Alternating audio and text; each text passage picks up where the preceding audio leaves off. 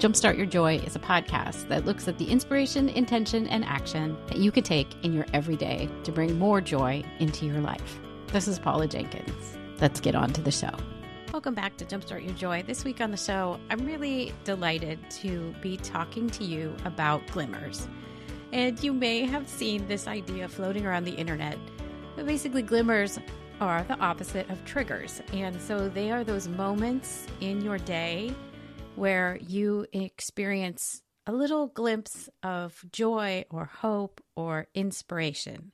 And in these times, I'm wanting to find some more ways to remind myself of hope and love and joy, even though maybe it feels like it's a bit much to go into it all the way every day, given the amount of chaos, uncertainty, and overwhelm that we are facing. So I invite you to join me in this discussion about glimmers, and I hope that it brings some joy to you today. Before we get to the show, I want to wish you all a very warm welcome and just say that you are seen and heard and so cared for, and it is such a delight to be here each week getting to do this show for you.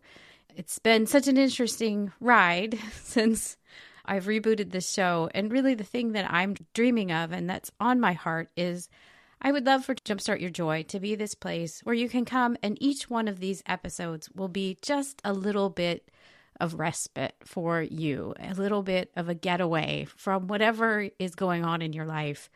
And, maybe it's a moment of inspiration that you can take with you, or it's one of these kinds of episodes where I'm talking about something I've seen and that's lighting me up and that I want to share as an idea for you. So I hope that you find this show to be this way. And if you're curious about Jumpstart Your Joy and its history, you can find everything you need to know over at the website, which is jumpstartyourjoy.com.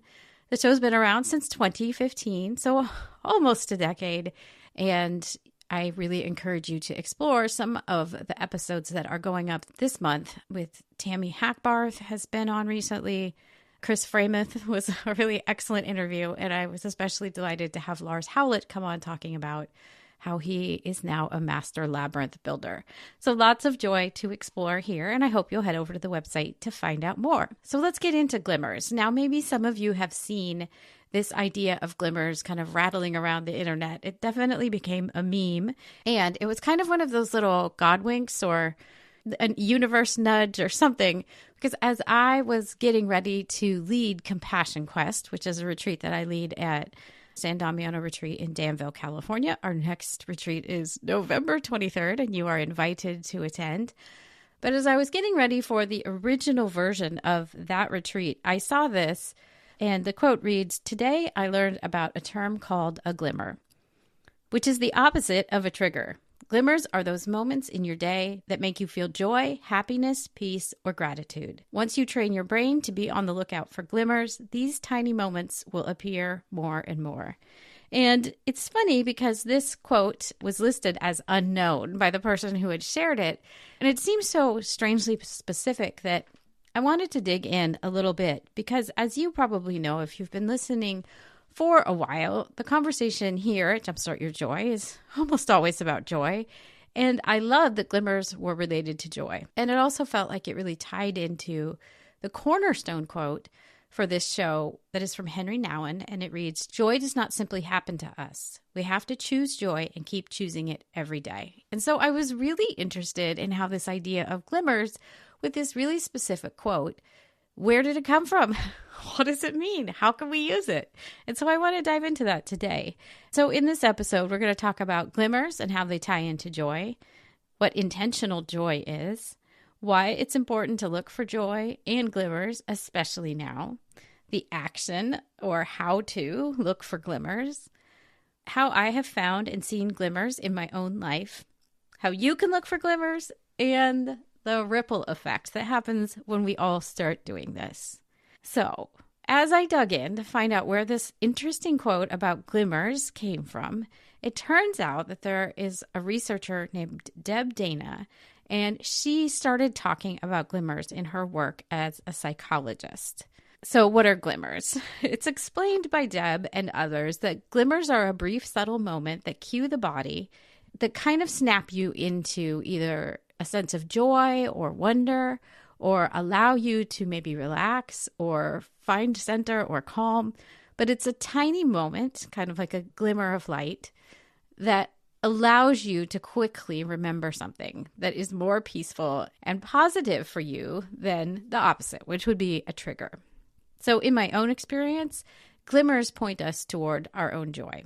They allow us to look for joy in each moment, and they let us live out the idea that joy is a choice and that we choose it every time we look for glimmers, and when we embrace the expectation that something good will rise up to meet us. And so that's the idea of what are glimmers. The second part of this discussion is about intentional joy and glimmers, because I think there's this really interesting thing that is happening when we start to talk about a glimmer, because when we're going out to look for them and we are noticing them, it is intentional, right? Sometimes they might catch us by surprise, and that's just fine. But lots of times it means that we're open to it. We're choosing to look for it. We're choosing to notice it when it comes up. Of course, one of the things that I love to talk about in this show is Henri Nouwen and his study of joy. He talks a lot about joy. And of course, the cornerstone quote of joy being a choice is very important. But one of the other things that he has to say about joy is that, quote, "It is not a momentary vacation from the heaviness of life. Joy is not something to escape the problems of the world," end quote. And I think that's really interesting because while for Henri Nouwen, being a Catholic theologian, many of these quotes of joy then tie back to God for him, because he sees that the joy that we experience on this earth is because of a relationship with God and God's love for each of us. I think we can also take this in a more agnostic direction for this conversation, although you could go either way, whatever feels most true to you. But the idea here is that not only is joy a choice, but it's not something that's just meant to be momentary. It's not just meant for special occasions. In a previous episode, I talked about the bed in a bag version of joy, and it's in my book as well. But that idea that there are sometimes these prepackaged things like a cruise or a vacation where we find joy, and I think those moments are lovely. But they're not always accessible because you have to be able to plan them. You have to be able to go to the place to experience them. And so I love here that Nouwen is talking about how joy is not just that. It is not just the bed in a bag version. And it's not something to help us escape from the problems of the world. It is something that day by day we can choose. I'm adding on to that, of course, but that we can choose it. And I think it's really powerful because it means, as we're talking about here, that joy can be intentional. It's powerful when it's both intentional, that we choose it, and when it has become a practice in our everyday life, right? It's a choice and we practice it, is what I'm saying. Knowing the definition of glimmer then, and knowing that we can look for them, and that glimmers can be something different for each person, even though it can often be unexpected. We notice here then that intentional joy, which is often related to glimmers, intentional joy means it's mindful, and it's requiring that we each be present to the current moment instead of just diving off into the doom scroll or just losing ourselves into hours of YouTube. It can be a magical moment that maybe we notice while we're doing something else, like watching The English Teacher, which you need to watch, or Dairy Girls, which you also need to watch. But more often than not, it's something that's pretty unexpected and delights us in a way that we weren't really ready for. The beauty is when each of us sets the intention to go look for joy, or at least be open to joy, that the intentionality, meaning we're putting it out there into the universe. I am ready to find joy. I am ready to look for joy. I am expecting joy. That intentionality shifts things. It becomes a lived practice, not a once-in-a-while thing. It means that when you sense a glimmer or outright joy, you take inventory and stock of it. You might even take a mental picture of that moment, or you might just soak up the feeling of that moment. For instance, if you're out with friends and it just seems like everything is right in the world, maybe you take a mental picture of that moment, or the way it feels when you're on the couch with your family and just everything's right. Soak up the feeling of that moment. Those are the glimmers, and that is the intentional joy and glimmers. Because as it says in that original post, that actually does seem to be words from Deb Dana, who originally came up with this idea of glimmers, is as you begin to see a glimmer, you begin to look for more. And so I think it's easier for us to notice glimmers once we've started to set our intention to look for them. The next part of this is why we need to be intentional about joy right now. And the first place I head with this is, of course, there's a very famous quote that is, "Joy is an act of resistance." And this is the title of a poem by Black poet Toi Delicott. And I'm going to link it up for you because it is an amazing work where she very artfully weaves in this absolute beauty of having a pet, which, if I'm talking about my own dog, he brings me continuous and loving joy.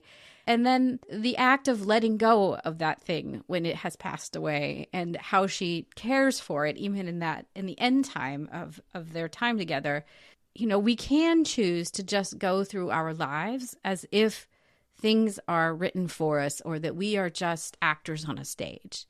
But I think the thing that so many people are not expecting is joy, especially when things are hard and especially when we feel overwhelmed and especially when the world seems heavy and dark. Joy is an act of resistance.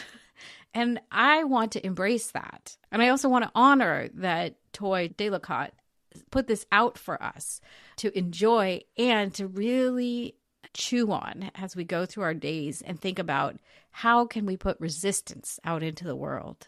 And there are a couple of reasons to embrace joy under this larger umbrella of it being an act of resistance and intentionally live in joy in today's world. And here are a couple that we're going to walk through. As many past guests have shared, it is necessary to make time for joy and ease when people are grieving. And I mean that in a true way, when they've lost someone that they love. And I will add, I think probably many of us are grieving right now after a pandemic and in this current political situation. Everything feels harder. We are living in what I would call a space of ambiguous loss, which is a phrase coined by Pauline Boss in 1970 to define the loss that is, quote, unclear or unconfirmed, end quote. And there's a great article by Jennifer Mooney for University of Rochester Medical Center, and it states the following about ambiguous loss. Quote, "The experience of ambiguous loss can bring unrelenting confusion and unending torment as the mind tries to make sense of the nonsensical. Paradox and contradictions abound. The goal of grief shifts from achieving closure to learning to live with grief by finding meaning." End quote. And one of the good things about this as we start to look at ambiguous loss is that it actually gets easier even if we just name it. And I think probably a lot of what we are feeling, if you were hoping, for instance, that Kamala Harris was going to win the election, a lot of us are feeling this sense of loss and of the uncertainty for the future. And so I think let's dig in a little bit more about what Jennifer Mooney has to say. Quote, "The following assumptions which underlie the theory of ambiguous loss provide some guidance.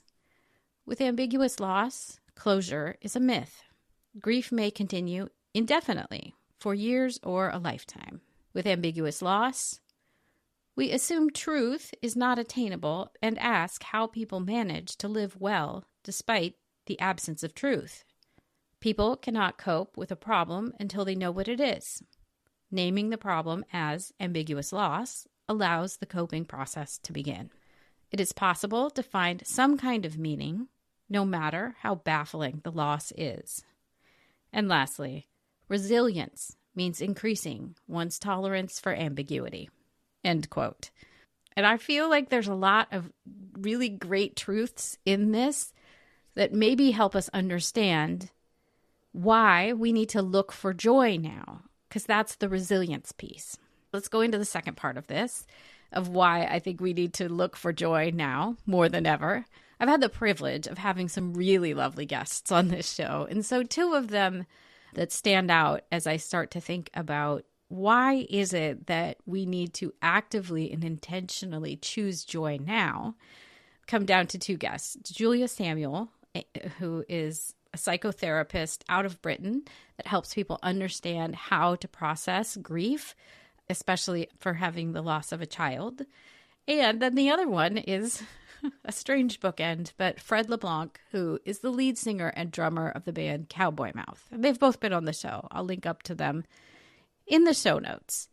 Julia Samuel shared on the podcast that she recommends that people who are grieving set aside time for things that bring them happiness. And that was what I asked her at the end of the show. How do you jumpstart your joy? And she said she, even in difficult times, would make the point to sit down and watch a TV show that she knew would make her laugh. And part of it was that she was noticing, that you really can hold two emotions at the same time.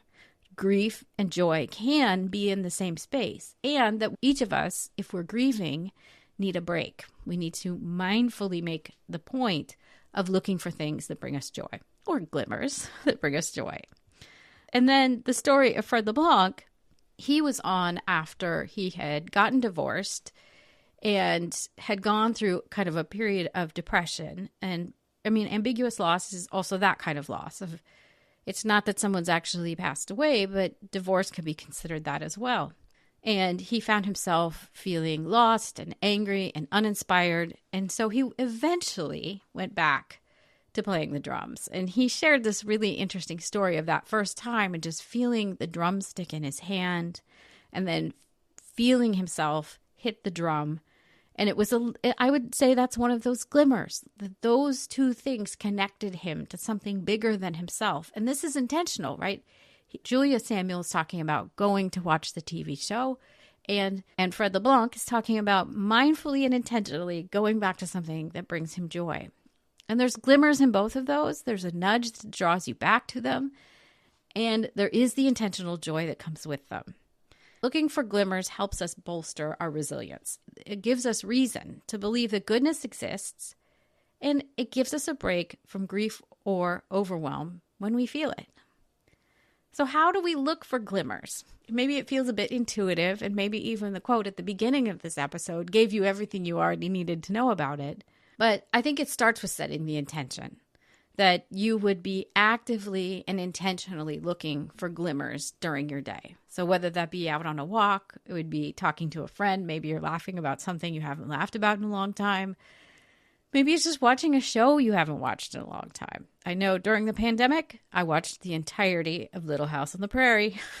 So many glimmers in that. And it also might be, if you're having a hard time getting there, that you set the intention of setting a practice for it. So maybe you write down before you go to bed a glimmer that you saw today. Even if it feels hard, it's really great to start to practice that because it brings in that practice of resilience. And the thing that most of these specialists that have talked about glimmers also notice is that they are unique to each person. So I would be happy to give you some ideas based on what I've heard here on the show about how you can tap into your own joy and look for glimmers. So the top 5 ways that guests have shared about how they found joy as a child are these. The first one being creativity. Maybe that is even when you're a kid, coloring or painting or drawing, and then it would go on from there. Maybe you like to write, maybe you like to sing, but practicing something that is creative often gets you in that space where glimmers become possible. Another way is being in nature. Lots of people talk about how, as a child, they loved being out, climbing trees, taking hikes, but being in nature and reconnecting. Playing with animals is another great one. And I would say even if you are not able to go play with an actual animal, maybe you don't have a pet, if you set up a small fountain in your yard or outdoor space, you will see that birds come to it. I have the great delight of that here at my house. Or you could even look up like a panda cam or some other online camera just to watch animals from afar. Interacting with friends is the 4th way that a lot of people talk about finding joy as a child. And so maybe that's reaching out to an old friend. Maybe it's calling, as Tammy Hackbar suggested, Friend Fridays is what she called them. Just making intentional time to spend with people who are your people. Or trying out a new friendship and maybe seeing how that goes. The 5th way that people talk about is reading a book. And enough said. Maybe revisit one of your old favorites. For me, that might be Anne of Green Gables, but you probably have some favorites that you could revisit as well.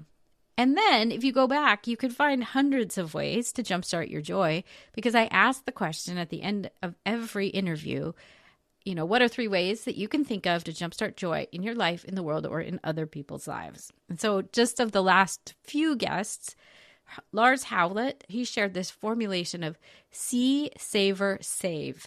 And I think it exactly is the glimmer thing, where you notice something, you see it and you notice it.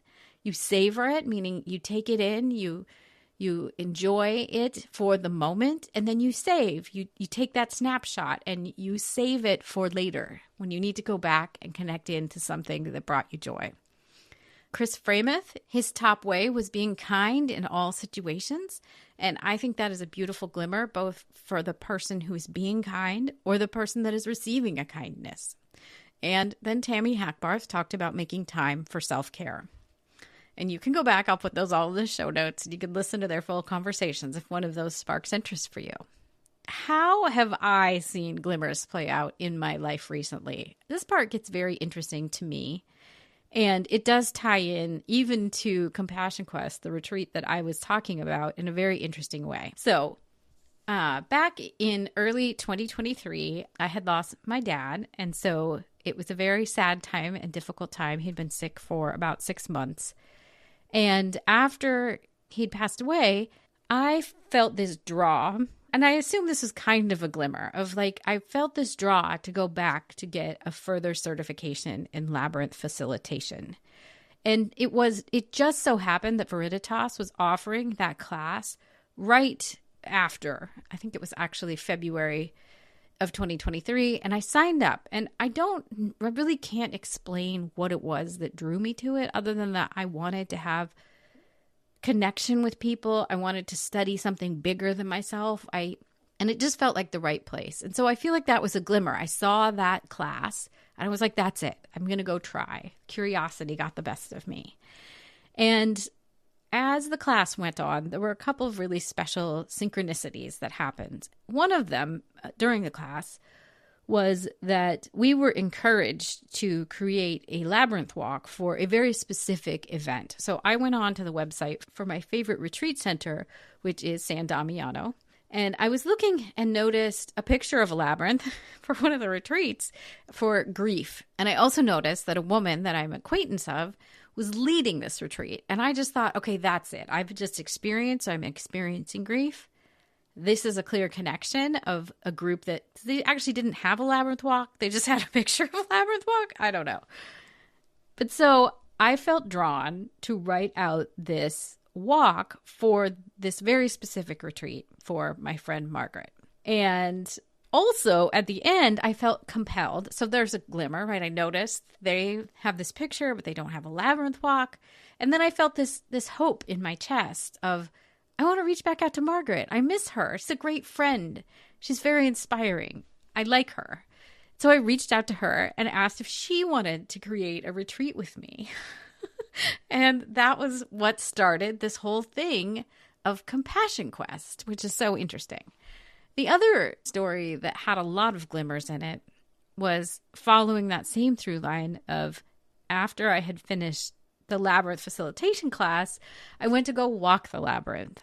And as I was walking the labyrinth after that facilitation and after losing my father, I was really walking with this question of what's next. I'm not really sure. This is all very hard. I don't know what to do. And I get to the middle and I look down in the center of the labyrinth. And lots of times people leave things there. And as a facilitator, I also sometimes hear the stories of things that are led there. And I look down and I see a little friendship bracelet. And I think that's funny. And I pick it up and look at it and it says, show up.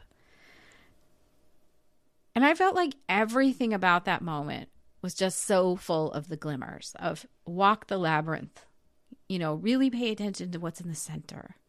Notice, see, savor, save. Notice this little friendship bracelet. Soak in what that means. I felt that the labyrinth at that moment was telling me, show up for me, help me, get me to more people. And so that literally has been my mission and my driving force. But it's because of that glimmer of like, what is this? Is it for me? I think it's for me. And following that through then to the next thing. And that's how glimmers work. You see one and you pay attention and you savor it and then you act on it. And it's that inspiration, intention, and action that we talk about here on this show so often. And so that's how I've seen glimmers play out in my own life.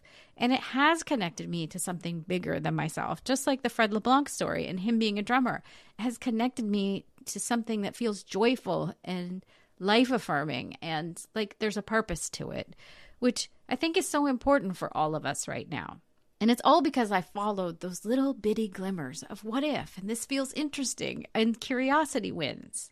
Let's wrap this up and talk about the power of self-belief and alignment and how glimmers play into this. So I don't know if you follow Corey Allen on Instagram, but he recently posted this, quote, "When you move through life with self-belief and optimism, the world starts treating you differently.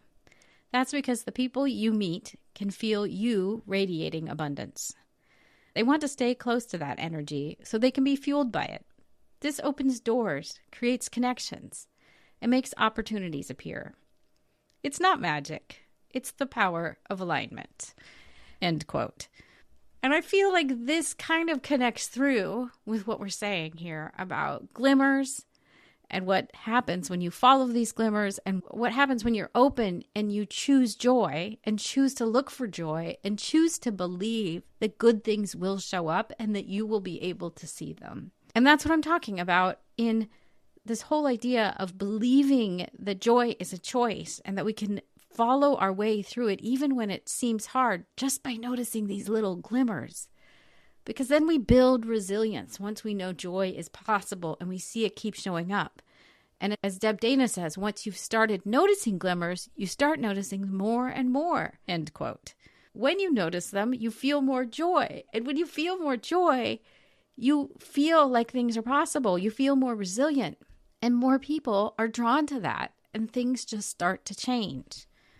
So it doesn't have to be any bigger than noticing glimmers to get you through day to day right now. That would be fine. Just put it into your journal or your planner and make a point of looking for those glimmers every day, because I think it will lead you back to a greater joy and a greater sense of purpose if you can just look for those little glimmers. Thank you guys so much for tuning in today. It has been so fun to dig into this backstory of glimmers and see how it is just this tiny piece that seems to fit in so nicely with the rest of what I talk about here at Jumpstart Your Joy. If you want to reach out to me, I would love to hear from you. And you can email me at jumpstartyourjoy@gmail.com if you have any feedback or if you've noticed a glimmer and you want to share it with me. Or if on Instagram you post a picture of a glimmer and you want to tag me at Jumpstart Your Joy, I would be so delighted to see it. And maybe we can just share more glimmers together, because I think this does become a community project where we're all looking for glimmers together and cheering each other on. So if you want to find some of the links to what I've talked about in this episode, you can find them all at jumpstartyourjoy.com.